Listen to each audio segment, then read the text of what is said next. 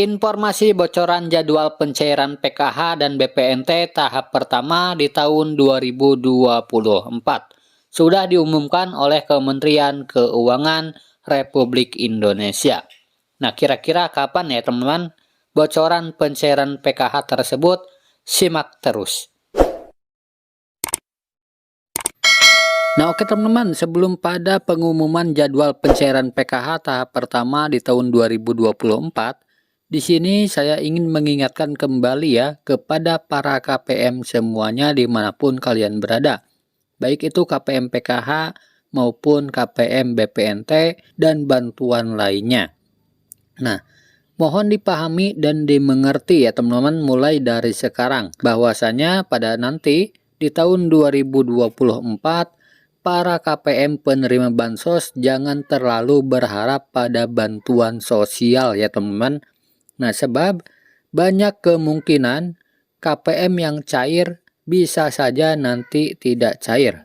Atau bahkan sebaliknya ya teman-teman, yang tidak cair sekarang atau nanti bisa cair kembali. Nah, bahkan bisa saja yang belum pernah mendapatkan bantuan sama sekali akan menerima bantuan sosial ya, jika namanya masuk dalam DTKS atau Data Terpadu Kesejahteraan Sosial Kemensos. Nah, ini semua sesuai surat resmi dari Kementerian Sosial Republik Indonesia. Bahwasanya untuk bansos di tahun 2024 nanti, data KPM tersebut akan diselektif lagi ya teman-teman, baik dari NIK, nama, alamat tempat tinggal, serta status kepesertaannya. Nah, intinya semua data para KPM yang menerima bansos di tahun 2023 ini akan dilakukan verifikasi dan validasi ulang karena banyak terjadi yang tidak tepat sasaran ya teman-teman di tahun 2023 ini. Dan juga ada KPM yang sudah meninggal dunia, pindah alamat, atau juga nama di kartu keluarganya sudah memiliki pekerjaan yang lebih layak seperti PNS, ASN, TNI maupun Polri ya teman-teman. Atau ada juga anggota rumah tangga yang memiliki gaji UMP atau UMR ya teman-teman. Nah, sehingga nanti akan diganti dengan KPM yang lebih membutuhkan. Nah, maka dari itu mulai sekarang untuk para KPM PKH maupun BPNT semuanya dimanapun kalian berada, tetap semangat dan optimis ya teman-teman. Jangan terlalu berharap pada bantuan sosial. Karena bansos itu sifatnya dinamis, tidak ada yang menjamin akan cair selamanya. Nah, dan berikut adalah bocoran pencairan PKH tahap pertama di tahun 2024 dari Kementerian Keuangan. Untuk PKH ini biasanya kita lakukan pada awal tahun atau sekitar bulan Maret. Ini biasanya adalah menjelang Lebaran atau pada saat kita nganggap musim tanamnya sudah mulai habis tapi belum panen. Itu adalah waktu-waktu kritikal yang biasanya kita memberikan timing untuk pemberian cash transfer dalam bentuk PKH. Kalau kartu sembako itu tiap bulannya disampaikan oleh Kementerian Sosial. Ya, maaf Bu, saya Nina dari Harian Kompas. Ada alokasi yang disiapkan untuk mengatasi kemiskinan ekstrim dan stunting. Tapi untuk bansos sendiri sebenarnya berapa sih total anggaran bansos untuk tahun 2024? Lalu rinciannya seperti apa? Berapa jumlah? Siapa sasarannya? Apakah hanya 10 kg beras saja yang akan disiapkan atau ada program bansos lain? Untuk penghapusan kemiskinan, kita targetnya kan untuk kartu sembako itu 18,8 juta. Kita nanti akan terus memperbaiki datanya. Dan ini antara Kementerian Sosial, DTKS dengan BPS yang sudah melakukan Reksosek, Register Sosial Ekonomi Data, melalui Menko PMK dalam hal ini akan terus melakukan pemadaan dari data-datanya.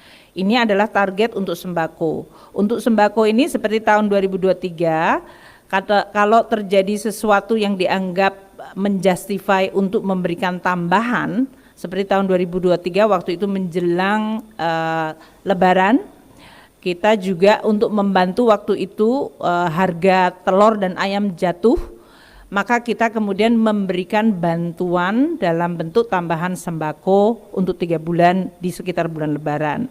Sekarang pada akhir tahun karena El Nino, di mana tingkat kekeringan menyebabkan musim tanam berubah, kita juga memberikan untuk 4 bulan, September, Oktober, November, Desember. Tapi targetnya tetap sama, 18,8 juta kelompok penerima. Untuk PKH ini 9 juta ya Pak, 10 juta ya, hampir 10 juta. Nanti angkanya kita kasihin ya, targetnya itu tidak berubah. Jadi target penerima tetap sama, hanya sama seperti waktu pandemi dan juga pada saat ini terjadinya El Nino, kita bisa memberikan tambahan. Seperti tahun ini kita tambahkan 2 bulan karena tadi tidak hanya dari sisi sembakonya tapi kita juga memberikan cash dikarenakan kita melihat situasi dari masyarakat yang paling rentan ini mengalami penurunan yang cukup signifikan. Sehingga kita akan terus melakukan langkah-langkah yang sifatnya memang ad hoc supaya tidak menjadi sesuatu yang permanen. Namun pada saat yang sama timingnya dan targetnya tentu kita sesuaikan dengan situasi yang dihadapi.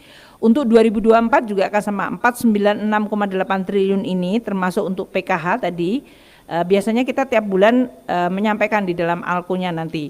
Tapi ada pembayaran yang biasanya sifatnya 3 bulanan ya di depan. Untuk PKH ini biasanya kita lakukan pada awal tahun atau sekitar bulan Maret. Ini biasanya adalah menjelang Lebaran atau pada saat kita nganggap musim tanamnya sudah mulai habis tapi belum panen. Itu adalah waktu-waktu kritikal yang biasanya kita memberikan timing untuk pemberian cash transfer dalam bentuk PKH. Kalau kartu sembako itu tiap bulannya disampaikan oleh Kementerian Sosial. Di dalam perlindungan sosial, angka ini termasuk sebetulnya usulan dari Menko PMK yaitu perlindungan sosial sepanjang hayat.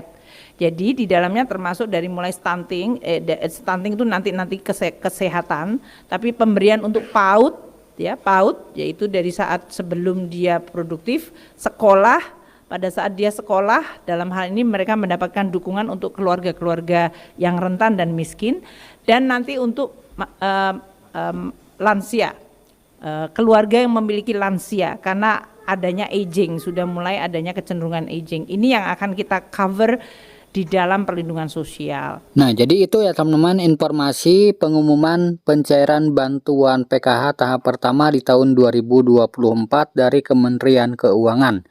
Jadi antara awal tahun atau di bulan Januari atau di bulan Maret ya teman-teman. Kita berdoa saja ya teman-teman, semoga lancar dan bisa secepatnya dicairkan. Amin ya Allah ya Robbal Alamin. Nah, semoga video ini bermanfaat. Sampai jumpa di video selanjutnya. Wassalamualaikum warahmatullahi wabarakatuh.